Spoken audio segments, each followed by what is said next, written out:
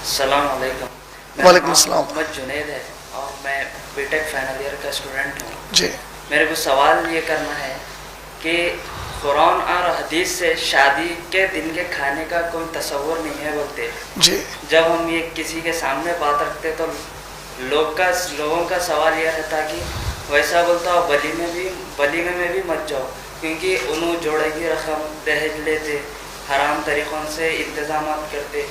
تو ویسے ولیموں میں جانا کیا ہے مسئلہ جاننا چاہتا ہوں، جانا جائز ہے یا نہیں؟ ماشاءاللہ بھائی نے سوال کیا ہے کہ شادی اور ولیمے کا جو اسلامی تصور ہے نکاح اور ولیمے کا، اس میں یہ ہے کہ جب یہ کہا جاتا ہے کہ نکاح کے دن جو کھانا دیا جاتا ہے، اور یہ جو رواج ہمارے یہاں پہ چل پڑا ہے ہندوستان میں، اس کا تصور جو ہے نکاح کے دن کھانا دینے کا، جسے پرانے زمانے کے لوگ چوتھی کے نام سے جانتے ہیں، یہ جو تصور ہے یہ قرآن و سنت سے ثابت نہیں ہے.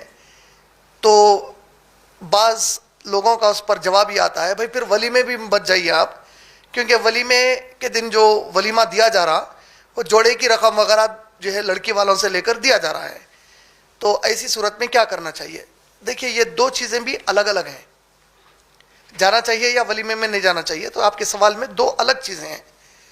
جہاں تک پہلا مسئلہ ہے، نکاح جس دن ہوتا اس دن جو دعوت دی جاتی 99.99% بول سکتے آپ، یعنی کہ اگر 30 کروڑ مسلمان انڈیا میں جو لوگ رہتے، اس میں سے جتنے بھی لوگ روزانہ شادی کرتے، اس میں کی اکثریت ان میں کی جو نکاح کے دن شادی کے دن دعوت دی کھانے کی دیتے ہیں، یہ وہ لوگ ہیں جو لڑکی والوں کے پیسے سے ہی دعوت کرتے ہیں. اس کا یقیناً اسلام میں کوئی تصور نہیں ہے، قرآن و سنت سے بالکل ثابت نہیں ہے. اس دن جا کر وہاں پر دعوت میں شریک ہونا حرام کا لفظ، شاید علماء اس پر اعتراض کریں، کیونکہ حرام کا لفظ استعمال کرنے کا کسی بھی چیز کے لیے صرف اللہ رب العالمین کو اختیار ہے، اور اللہ کی جانب سے محمد صلی اللہ علیہ وسلم بیان کر سکتے ہیں. لیکن یہ یقین کے ساتھ کہا جا سکتا ہے کہ یہ وہ عمل ہے یا وہ رسم ہے جس کا تصور نکاح کی نبی صلی اللہ علیہ وسلم اور صحابہ، 4 ائمہ اکابر، ہمارے اولیاء اللہ، بزرگان دین، جو تابعین، طبع تابعین، ان میں سے کسی کے بھی پاس نہیں ہے. اور آج کے دور کے بھی جو حق پرست علماء ہیں ان کے پاس بالکل نہیں ہے. کسی بھی جماعت، سنیوں میں اتنی ساری جماعتیں بن گئی، اس میں سے کسی بھی جماعت کے عالم سے کوئی یہ فتویٰ لا ہی نہیں سکتا کہ ہاں بھائی نبی صلی اللہ علیہ وسلم کے زمانے میں نکاح کے دن کوئی کھانا وغیرہ دیا جاتا تھا. لڑکی کی جانب سے شادی میں کوئی قسم کا بھی خرچہ اسلام میں تصور میں ہی نہیں ہے. جو لڑکی والوں کا جو خرچہ ہے وہ صرف کیا خرچہ ہوگا؟ وہ جو اپنی بیٹی کو باپ شادی کر کے دے رہا ہے، بھائی بہن شادی کر کے دے رہے ہیں، وہ اپنی خوشی سے لڑکی کے استعمال کی جو چیزیں دیں گے، لڑکی کے کپڑے، لڑکی کے جوتیاں، لڑکی کے زیورات، جو صرف لڑکی استعمال کر سکتی ہے، ان کی یہ تحفے تحائف دینے کی اسلام میں گنجائش ہے. جو لوگ یہ تہمت لگاتے ہیں نعوذ باللہ، ان کے زبان سے جب یہ بات نکلتی تو ان کو خوف بھی نہیں ہوتا. جہالت اور اس پر اپنی منمانی منانے کے لیے نعوذ باللہ نبی صلی اللہ علیہ وسلم کے اوپر ڈال کر بات کہتے ہیں کہ اللہ کے نبی صلی اللہ علیہ وسلم نے بی بی فاطمہ کو جہیز دیا تھا. آپ سوچئے، اللہ کے نبی صلی اللہ علیہ وسلم امت کو ایک چیز حرام ہے بول رہے ہیں، اور خود نبی صلی اللہ علیہ وسلم بی بی فاطمہ کو وہ چیز کریں گے، نعوذ باللہ من ذالک. بی بی فاطمہ رضی اللہ تعالیٰ کا، یہ صرف ایڈیشن انفارمیشن کے لیے بول رہا ہوں، ہوا یہ تھا کہ علی رضی اللہ تعالیٰ عنہ کے جو والد ابو طالب تھے، ابو طالب چونکہ محمد صلی اللہ علیہ وسلم کو پالے تھے بچپن میں، پھر جب محمد صلی اللہ علیہ وسلم جوان ہو گئے اس کے بعد ابو طالب بیمار ہو گئے تھے. تو ابو طالب اور ابو طالب کے پورے گھرانے کو محمد صلی اللہ علیہ وسلم پالتے تھے اس کے بعد اللہ کی طرف سے. جب ابو طالب گزر گئے تو علی رضی اللہ تعالیٰ عنہ نبی کریم صلی اللہ علیہ وسلم سے بالکل اس طرح قریب رہے جیسے ایک سگا چھوٹا بھائی یا ایک بیٹا کسی اپنے باپ کے قریب رہتا. جب نکاح کا وقت آیا تو علی رضی اللہ تعالیٰ عنہ کچھ پیسے جو ان کے خود کے جمع تھے وہ محمد صلی اللہ علیہ وسلم کو لا کر دیتے ہیں اور کہتے ہیں کہ آپ میرے لیے میرے والد کی جگہ ہے، آپ صرف بی بی فاطمہ کے والد نہیں ہیں، میرے لیے بھی میری والد کی طرح ہے، آپ وقت کے رسول ہے. میں چاہتا ہوں کہ آپ اپنی بیٹی فاطمہ اور میرے لیے کچھ سامان خرید کر دیں. پیسے کس کے تھے؟ وہ علی رضی اللہ تعالیٰ عنہ کے پیسے تھے، محمد صلی اللہ علیہ وسلم کے پیسے نہیں تھے وہ. تو جو کچھ سامان خریدا گیا وہ علی رضی اللہ تعالیٰ عنہ کے پیسوں سے نبی صلی اللہ علیہ وسلم نے خریدا اور وہ بیٹی کو اور اپنے داماد کو دے دیا. تو اس سے بھی ثابت کیا ہو گیا کہ لڑکی کی طرف سے کچھ بھی نہیں ملا. ہمارے یہاں ہندوستان میں کافی جگہوں پر ایک پولیٹیکل تماشا ہوتا, سیاسی تماشا, پولیٹیشنز جو بدماشا ووٹ لینے کے لیے کرتے, کیا ہے, غریب بچیوں کی شادی کا پیسہ. میں کئی لوگوں کو پوچھتا ہوں, میرے بڑے بھائی تم غریب بچی کی شادی کے پیسے جو دے رہے ہیں, جہیز کے پیسے, حرام جو چیز اسلام کرا اس میں اللہ کی برکت کیسا آئیں گی؟ نہیں, بچی کیسا اٹھیں گی؟ تو بچی کیسا اٹھیں گی تو اب اللہ کا قانون توڑ دیں گے, ہم نبی کا قانون توڑ دیں گے. یعنی شریعت اب کوئی مانی نہیں ہمارے پاس. ہمارے پاس اللہ گناہ دیں گے کا تصور ختم ہو گیا, اللہ کے عذاب کا ڈر ختم ہو گیا. کتنی بے غیرتی ہے ہماری کہ اتنا آسانی سے ساری دنیا کو بول رہے ہیں کہ جہیز حرام ہے, اور جب غریب بچی, ارے غریب ہے تو اس کے لیے کیا شریعت ختم ہو گئی؟ غریب کچھ بھی کر سکتا, جرم. میں ریسنٹلی ایک ویڈیو بھی چھوٹی کلپ نکالا, غریبی لائسنس ہے کیا جرم کرنے کا, گناہ کرنے کا؟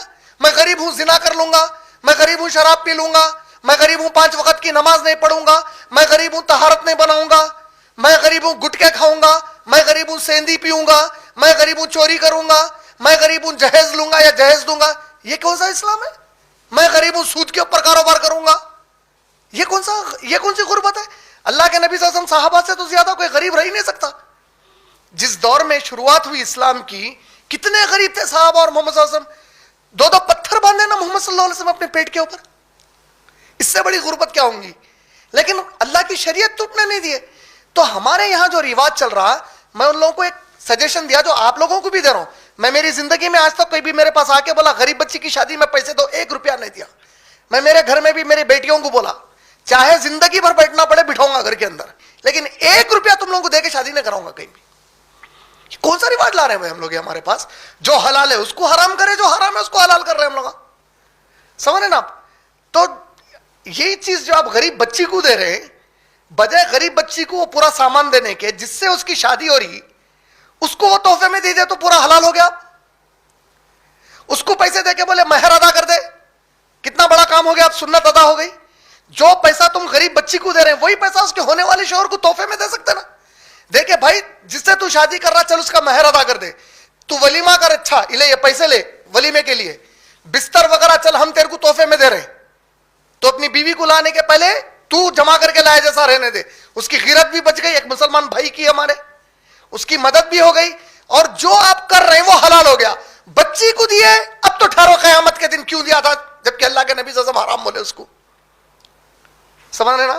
تو اس اعتبار سے بچی کی جانب سے شادی کے دن یا بچی والوں کی جانب سے شادی کے دن اگر ایسا خرچہ ہو رہا جس میں بچی والے بچے والے دونوں انجوائے کر رہے ہیں, تو یہ رسم اسلام سے کوئی تعلق نہیں رکھتی.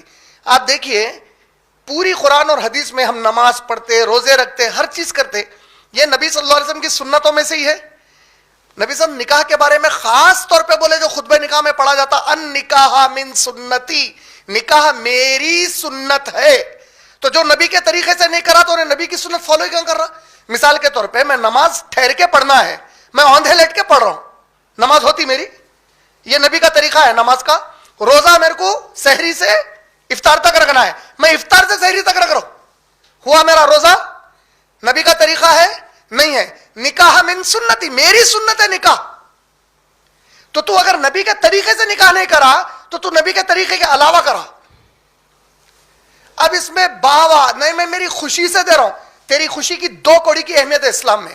اہمیت اللہ اور اللہ کے رسول کے قانون کی ہے. اللہ کس سے خوش ہو رہے ہیں؟ اللہ اس بات سے خوش ہو رہے ہیں کہ بچی والے کی طرف سے کوئی خرچہ نہیں ہونا. اللہ کے رسول کس سے خوش ہو رہے ہیں؟ بچی والی کی طرف سے ایک بھی خرچہ نہیں ہونا. اللہ کس بات سے خوش ہو رہے ہیں؟ دیکھو اب کیا کرنے لگا ہے, بچی کے نکاح کے وقت مہر طے کرنے لگا ہے اللہ تعالیٰ. کیوں؟ ذہنی طور پہ سورہ نساء سورہ نمبر 4 کی آیت نمبر 34, سورہ نساء سورہ نمبر 4 آیت نمبر 34, ہم نے مرد کو خوی بنایا ہے کیونکہ وہ معیشت کی ذمہ داری لیتا ہے. Financial responsibility of the needs of his wife and then the children lie upon the husband. جو شوہر ہے اس کے اوپر اسلام نے اس کی بیوی اور اس کے ہونے والے بچوں کی جو معیشت کی ضرورت ہے, ضروریات زندگی ہے, وہ کس پر ڈالی؟ مرد پر ڈالی. تو عادت کہاں سے شروع کرائے؟ مہر کے پاس سے شروع کرائے. تیرے کو خرچہ کرنا ہے سے شروع ہوئی. دوسرا خرچہ کہاں کروائے؟ ولیمے پہ کروائے. तेरे को खर्चा करना है। बच्ची वालों कन से क्या होगा? बच्ची आएंगी, तुम बच्ची को 50 किलो सोना दो जेवरात में, इस्लाम ने रुका है उससे। जो चीज सिर्फ बच्ची के इस्तेमाल की है, अल्हम्दुलिल्लाह इजाजत है। बच्ची की तरफ से कुछ ऐसा इस्तेमाल हो रहा, अब यहां तो मसला ही अलग है। यहां तो बाज़ाब्ता डिमांड, मेरी सगी खलेरी बहन का वाकया बोल रहा हूं आपको, मेरे घर वाले मेरे को इन्वॉल्व होने नहीं दिए, वरना कमबख्त कुछ जेल को भी जाता था। हद, बेशर्मी की हद। मेरी खाला का इंतकाल हो गया, उन्हें मास्टर्स करी हुई है, उसकी एक शादी होके टूट गई। रिश्ता देखे, कमबख्त सूदखोर बैंक में काम करता, मैं हालांकि मना किया हमारे खालू को कि वो सूद के अड्डे पे काम करता, अम्मा से जिना करके कमा रहा, उन्हें मत दो उसको बोल गए, अल्लाह नबी से जंग करके कमा रहा, मत दो उसको बोल गए। नहीं नहीं बेटे शादी नहीं हो रही है, मेरे पास कोई भी नहीं है बच्ची को बोल के उसके तय करे रिश्ता। रिश्ता जैसे ही तय हुआ, क्या हुआ पूछो आप? रिश्ता तय होने के बाद अब घर को आए, रस्म करे, उसके बाद वापिस गए, शादी के कुछ दिन पहले फोन करके बोल रहे हैं वो जो आपका घर है ना वो हमारे बच्चे के नाम पे कर दो, एक गाड़ी दिला दो। अब बच्चा अकेले जाके कहां से लाएगा पूरा सामान? बच्ची को, बच्चे को आप लोग पैसे दे दिए तो दोनों जाके सामान ला लेते हैं। ये मुस्लिम लोग हैं पढ़े लिखे माशरे के हमारे। जहेज इस्लाम में हराम है, कैसा मांग सकते हैं भाई तुम पैसा? कैसा बोल सकते हैं तुम लड़की वालों को पैसे दो मेरे को बोल के, जबकि इस्लाम हराम कर दिया उस चीज को तो हमारे लिए। समझ रहे? तो लड़की की जानिब से निकाह के मौकों पर किसी भी किस्म का खर्चा कराना इस्लाम में जायज नहीं है। वरना अगर लड़का जिस दिन वलीमा देने का है, आपको डाउट है, खाली क्या बोलकर डाउट है कि लड़की के पैसे लेके कर रहा है इन्हों, अरे लड़की के पैसे लेके ये काम कर रहा, बल्कि अगर आपको डाउट आया, आप नहीं जाना चाह रहे हैं, ये आपकी मर्जी है। लेकिन इस्लामी उसूल क्या है? अपने मुसलमान भाई के बारे में हुस्ने जन रखो। बोले हुस्ने जन का मतलब क्या है? उसके बारे में अच्छी सोच रखो, उसकी बुराई खोद खोद के निकालने मत जाओ। उमर इब्ने खत्ताब रजी अल्लाह ताला अन्हु और नबी करीम सल्लल्लाहु अलैहि वसल्लम साहबा के साथ एक बगीचे में थे बैठे हुए, खजूर के बगीचे में। जोहर का वक्त हुआ, नबी सल्लल्लाहु अलैहि वसल्लम वजू के लिए पूछे वहां के निगरानकार को, कहते कुआं कहां पर है? निगरानकार बताया कि या रसूलुल्लाह सल्लल्लाहु अलैहि वसल्लम कुआं थोड़ा आगे पर है। नबी सल्लल्लाहु अलैहि वसल्लम और साहबा आगे बढ़ गए वजू बनाने के लिए। उमर इब्ने खत्ताब रजी अल्लाह आगे बढ़े, फिर पलट कर वापस आए। उसको पूछे निगरानकार को, क्या कभी कोई कुत्ता उसके अंदर मुंह डाला क्या? पूछे। नबी सल्लल्लाहु अलैहि वसल्लम के कान पर वो जुमला पहुंचा उमर रजी अल्लाह तआला का। नबी सल्लल्लाहु अलैहि वसल्लम पलट कर कहते हैं, ऐ खत्ताब की औलाद, अल्लाह ने जो चीज तुझसे छुपाए रखी है उसे वैसे ही रहने दे, आकर वजू बना। बोले तरबियत क्या की गई? अगर तुम्हारा कोई मुसलमान भाई है, शक की बुनियाद पर नहीं कर सकते आप। यकीन है क्या हराम पैसे से कर रहा हूं, यकीन है पूरा, अब आप मत जाओ। लेकिन आपको शक है, खाली हो सकता नहीं भी हो सकता, कोई गारंटी नहीं है उसके अंदर, तब तो वलीमा जायज हो गया उसका। समझ में आ रही है? और अगर कोई ऐसा कर रहा तो बेगैरत है वो शख्स। और जो बेटियों को दे रहे हैं, अल्लाह ताला उनको सजा भी दे रहे हैं। इसलिए क्या हो रहा देखो, कई बेटियां करके जा रहे हैं। अब हमारे इंडिया के अंदर खास तौर पे आप अगर बाज ऐसे इलाके देखेंगे जहां मुस्लिम पॉपुलेशन ज्यादा है, उन इलाकों के जाके देखो, डिवोर्स केसेस नॉन मुस्लिम से ज्यादा मुस्लिम्स में चल रहे हैं फिलहाल। क्यों?